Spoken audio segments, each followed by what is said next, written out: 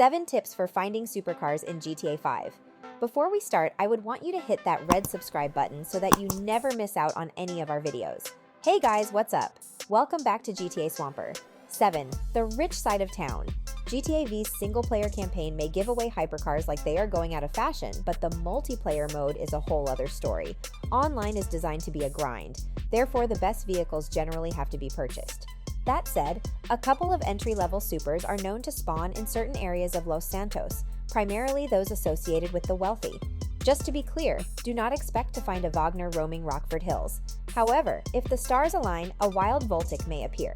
6. Zentorno. With over 40 supercars available, settling on the right one for you can be a difficult task. Along with looking as stylish as possible, the hypercar must also be competitive for races, otherwise supers are nothing more than expensive ornaments. Which is fine for collectors, sure, but some of us like to use our fancy toys. Regardless of someone's experience, the Zentorno is the ideal supercar. With great speed and acceleration, the only thing holding this monster back is its mediocre braking, but the affordable cost more than makes up for that underwhelming stat. As the Zentorno can only be purchased in GTA Online, ignore any of the cheaper vehicles and focus on obtaining this one. 5. The luck of the switch. Hypercars do spawn relatively frequently in the single-player campaign, with some being linked to a specific area in Los Santos. Alternatively, the player may essentially stumble into a gold mine by simply switching to another playable character. While Trevor and Michael are more likely to surprise you with a midlife crisis, switching to Franklin at the right time may just cause an adder to appear out of thin air. Not only is this the most expensive of the 6 supercars included in the base game, the adder actually makes being stuck in traffic sound like a blessing. 4. Drive supercars to obtain supercars. GTA V practically gives the Infernus hypercar away at any given opportunity.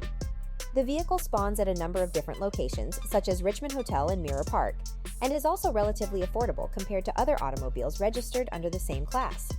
Funnily enough, one way to increase the chances of the Infernus showing up on the streets is to drive around in a Turismo R. Now the Turismo R is a DLC vehicle that also costs more within the game, so it would be akin to using a shark as bait to lure a single piranha. 3. Ruin a mission, get a hypercar. I Fought the Law is a pretty fun mission involving all 3 of GTA V's main protagonists. At one point, the player is presented with the opportunity to pick their poison out of the 3 leads, with Trevor and Michael driving a Cheetah and Entity XF respectively. After picking one of them, modify the car at Los Santos Customs before failing the mission. Once the mission is then completed, the car will be available to purchase as the city's impound. Essentially, the point is to purposefully have your vehicle impounded, so it remains available once the mission is completed. Alternatively, the Cheetah and Entity XF can both be purchased for Legendary Motorsport for a hefty price. 2. Vehicle cargo. Along with being a time-effective way to earn a fair bit of spare change, vehicle cargo missions present an opportunity to drive around in some of GTA Online's more prestigious supercars. Once the player purchases an office and warehouse, they can start to steal and flip cars. Around 32 vehicles, including 12 high-end cars, randomly spawn during these missions, and GTA V does not allow for any duplicates. As vehicles can be stored indefinitely, the smartest bet is to leave the less spectacular cars in the warehouse so that every subsequent mission will be for a supercar. 1. Be wary of the random parked hypercar. Occasionally, a random hypercar, even one of the more expensive models, may show up on the streets of Los Santos in GTA Online.